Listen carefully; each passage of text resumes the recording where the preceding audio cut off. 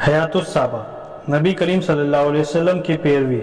اور اطاعت اور اس کے خلیفوں کی پیروی کے بارے میں حدیث۔ حضرت ابو ہریرہ رضی اللہ تعالیٰ عنہ حضور صلی اللہ علیہ وسلم کا ارشاد نقل کرتے ہیں کہ جس نے میری اطاعت کی اس نے اللہ کی اطاعت کی، جس نے میری نافرمانی کی اس نے اللہ کی نافرمانی کی، اور جس نے میرے امیر کی اطاعت کی اس نے میری اطاعت کی، اور جس نے میری امیر کی نافرمانی کی اس نے میری نافرمانی کی۔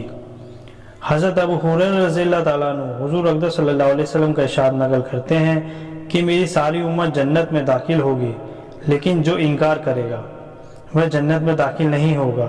عرض کیا گیا کون انکار کرے گا؟ آپ نے فرمایا جس نے میری اطاعت کی وہ جنت میں داخل ہوگا، جس نے میری نافرمانی کی اس نے انکار کیا۔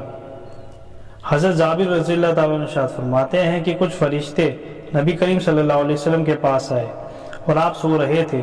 ان فرشتوں نے آپس میں کہا کہ تمہارے ساتھی کے لیے ایک مثال ہے،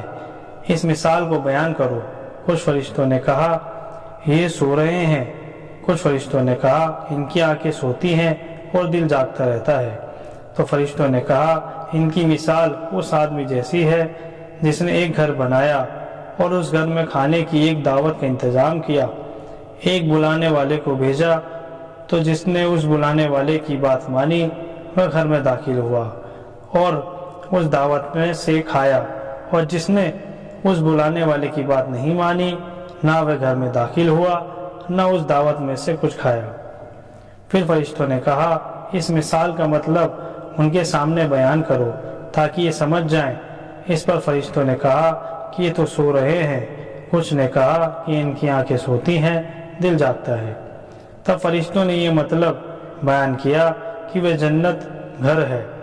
اور بلانے والے محمد صلی اللہ علیہ وسلم ہے، اس لیے جس نے محمد صلی اللہ علیہ وسلم کی اطاعت کی اس نے اللہ کی اطاعت کی، اور جس نے محمد صلی اللہ علیہ وسلم کی نافرمانی کی اس نے اللہ کی نافرمانی کی۔ محمد صلی اللہ علیہ وسلم کی وجہ سے لوگوں کی دو قسمیں ہو گئیں، جس نے آپ کی مانی اس نے اللہ کی مانی اور جنت میں جائے گا، جس نے آپ کی نہ مانی اس نے اللہ کی نہ مانی اور وہ جنت میں نہیں جائے گا۔ حضرت ابو موسیٰ اشعری رضی اللہ تعالیٰ عنہ حضور صلی اللہ علیہ وسلم کا ارشاد نقل کرتے ہیں کہ میری اور اس دین کی مثال جس کو دے کر اللہ نے مجھے بھیجا ہے اس آدمی جیسی ہے جو اپنی قوم کے پاس آیا اور کہا کہ میری قوم، میں نے اپنی آنکھوں سے دشمن کی بڑی فوج کو تمہاری اور آتے دیکھا ہے، میں تم کو بے غرض ہو کر ڈرا رہا ہوں، اس لیے یہاں سے بھاگنے میں جلدی کرو جلدی کرو۔ چنانچہ اس کی قوم میں سے کچھ لوگوں نے اس کی بات مان لی، شام ہوتے ہی چلے دیے اور آرام سے چلتے رہے تو وہ بچ گئے۔ اس قوم میں سے کچھ لوگوں نے جھوٹا سمجھا اور وہیں ٹھہرے رہے تو دشمن کی فوج نے اس پر صبح صبح حملہ کر کے ہلاک کر دیا، ان کو بالکل ختم کر دیا۔ سہم مثال ہے ان لوگوں کی جنہوں نے میری بات مانی اور جو سچا دین میں لے کر آیا اس پر عمل کیا، ان لوگوں کی جنہوں نے میری نافرمانی کی اور جو سچا دین لے کر میں آیا اس کو جھٹلایا۔ حضرت عبداللہ بن عمر رضی اللہ تعالیٰ عنہ حضور صلی اللہ علیہ وسلم کا ارشاد نقل کرتے ہیں کہ جو کچھ بنی اسرائیل پر آیا وہ سب کچھ میری امت پر ضرور آئے گا، اور دونوں بہت ملتے جلتے ہوں گے، جیسے کہ دونوں جوتے ایک دوسرے کے برابر کیے جاتے ہیں، یہاں تک کہ اگر بنی اسرائیل میں سے کسی نے اپنی ماں کا ساتھ کھلم کھلا زنا کیا ہوگا تو میری امت میں بھی ایسا آدمی ہوگا جو اس کام کو کرے گا۔ بنی اسرائیل 72 فرقوں میں بڑھ گئے تھے، میری امت 73 فرقوں میں بڑھ جائے گی، پھر ایک فرقے کے علاوہ باقی تمام فرقے جہنم میں جائیں گے۔ صحابہ اکرام رضی اللہ عنہ نے عرض کیا اے اللہ کے رسول صلی اللہ علیہ وسلم وہ فرقہ کون سا ہوگا؟ آپ نے فرمایا جو اس راستے پر چلے جس پر میں اور میرے صحابہ رضی اللہ تعالیٰ عنہ ہیں۔ حضرت ارباز بن ساریہ رضی اللہ عنہ فرماتے ہیں کہ ایک دن حضور صلی اللہ علیہ وسلم نے ہمیں نماز پڑھائی اور پھر اپنے نورانی چہرے کے ساتھ ہم لوگوں کی اور متوجہ ہوئے اور ایسا اسرا بھرا واز بیان فرمایا کہ جس سے آنکھوں سے آنسو جاری ہو گئے اور دل کانپ گئے۔ ایک آدمی نے عرض کیا اللہ کے رسول صلی اللہ علیہ وسلم آپ کا یہ واز ایسا معلوم ہوا جیسے کہ جانے والے کا آخری واز ہوا کرتا ہے، اس لیے آپ ہمیں کن خاص باتوں کی تاکید فرماتے ہیں؟ آپ نے فرمایا میں تمہیں اس بات کی وصیت کرتا ہوں کہ اللہ سے ڈرو، امیر کی بات سنو مانو، اگرچہ وہ حبشی غلام ہو، کیونکہ تم میں سے میرے بعد جو بھی زندہ رہے گا یہ بہت سے متبھید دیکھے گا، تو ایسی صورت میں میری اور خلفائے راشدین کی سنت پر عمل کرتے رہنا اور اسے تھامے رکھنا اور دانتوں سے مضبوط پکڑے رہنا، نئی نئی باتوں سے بچنا، کیونکہ ہر نئی بات بدعت ہے اور ہر بدعت گمراہی ہے۔ حضرت عمر رضی اللہ تعالیٰ عنہ محمد صلی اللہ علیہ وسلم کا ارشاد نقل فرماتے ہیں کہ میں نے اپنے رب سے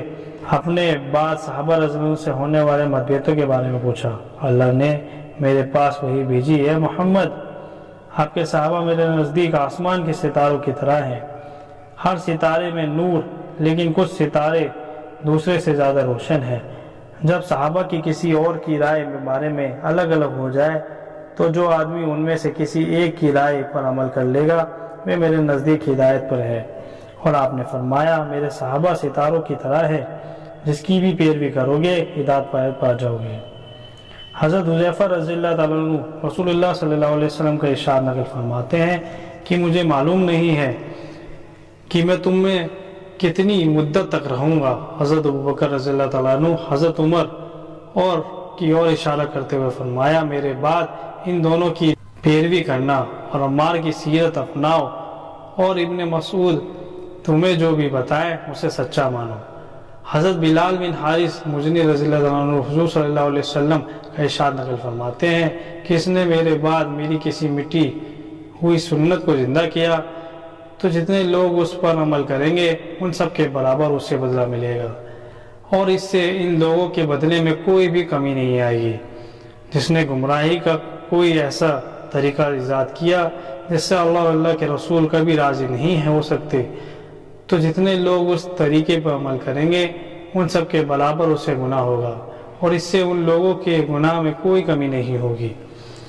حضرت عمر بن عوف رضی اللہ تعالیٰ عنہ حضور صلی اللہ علیہ وسلم کا ارشاد نقل فرماتے ہیں کہ دین حجاز کی اور ایسے سمٹ جائے گا جیسا کہ سانپ اپنے بل کی اور سمٹ جاتا ہے، اور دین حجاز میں ایسی جگہ اس طرح ضرور بنا لے گا جس طرح پہاڑی بکری شیر کے ڈر کی وجہ سے پہاڑی کی چوٹی پر اپنی جگہ بناتی ہے۔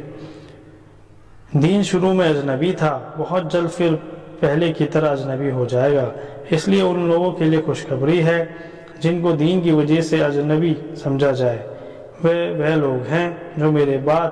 میری جس سنت کو لوگ بگاڑ دے یہ وہ سنت کو ٹھیک کر دیتے ہیں۔ حضرت انس رضی اللہ عنہ فرماتے ہیں کہ حضور صلی اللہ علیہ وسلم نے مجھے ارشاد فرمایا، اے میرے بیٹے، اگر تم ہر وقت اپنے دل کی یہ کیفیت بنا سکتے ہو کہ اس میں کسی کے بارے میں تنک بھی کھوٹ نہ ہو تو ضرور ایسا کرو۔ پھر آپ نے فرمایا، اے میرے بیٹے، یہ میری سنت میں سے ہے، جس نے میری سنت سے محبت کی اس نے مجھ سے محبت کی، اور جس نے مجھ سے محبت کی وہ میرے ساتھ جنت میں ہوگا۔ حضرت ابن عباس رضی اللہ تعالیٰ عنہ حضور صلی اللہ علیہ وسلم کا ارشاد نقل کرتے ہیں کہ میری امت کے بگڑنے کے وقت جس نے میری سنت کو مضبوطی سے تھاما رکھا اسے 100 شہیدوں کا ثواب ملے گا۔ یہ روایت بہقی کی ہے کہ تربانی میں یہ روایت حضرت ابو ہریرہ رضی اللہ عنہ سے روایت ہے کہ اس میں یہ ہے کہ اسے 1 شہید کا ثواب ملے گا۔ حضرت ابو ہریرہ رضی اللہ عنہ حضور صلی اللہ علیہ وسلم کا ارشاد نقل فرماتے ہیں کہ میری امت کے بگڑنے کے وقت میری سنت کو مضبوطی سے تھامنے والے کو 1 شہید کا اجر ملے گا۔ حضرت ابو ہریرہ رضی اللہ تعالیٰ عنہ حضور صلی اللہ علیہ وسلم کا ارشاد نقل فرماتے ہیں کہ میری امت کے اختلاف کے وقت میری سنت کو مضبوطی کے ساتھ تھامنے والے میں چنگاری لینے والے کی طرح ہوگا۔ حضرت انس رضی اللہ تعالیٰ عنہ حضور صلی اللہ علیہ وسلم کا ارشاد نقل فرماتے ہیں کہ جو میری سنت سے منہ موڑے اس کا مجھ سے کوئی تعلق نہیں۔ یہ روایت مسلم کی ہے اور ابن عساکر میں یہ روایت حضرت ابن عمر رضی اللہ تعالیٰ عنہ سے روایت کی گئی ہے، اور اس کے شروع میں یہ شبد بھی ہے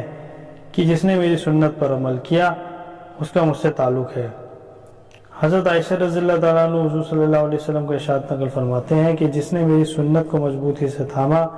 وہ جنت میں داخل ہوگا۔ حضرت انس رضی اللہ تعالیٰ عنہ حضور صلی اللہ علیہ وسلم سے روایت کرتے ہیں کہ جس نے میری سنت کو